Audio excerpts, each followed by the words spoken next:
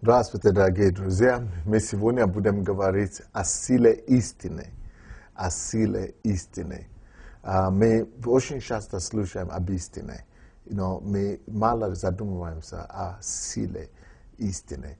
Истина на самом деле сильна. Истина – это потрясающая сила. Вы даже себя не представляете. Допустим, Иисус говорит: познайте истину, и истина сделает вас свободными. Истина освобождает.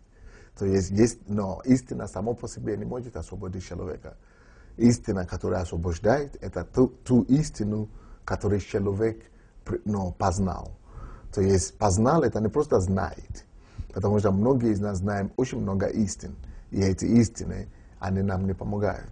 Но когда мы знаем, и мы трудимся над истиной, тогда мы познали истину. Тогда истина это стала счастью нашего существа. Тогда эта истина стала разумением для нас. Она стала счастью нашего поведения.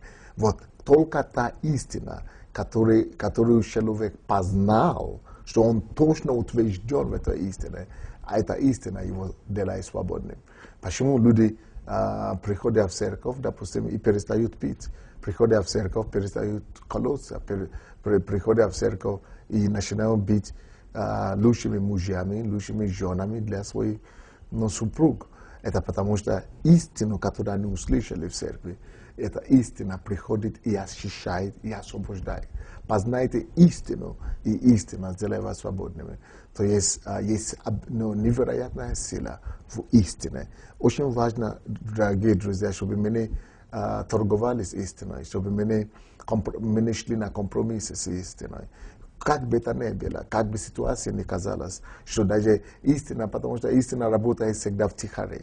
И зачастую нам кажется, что истина проигрывает. Нам кажется, что истина не выдержит давление.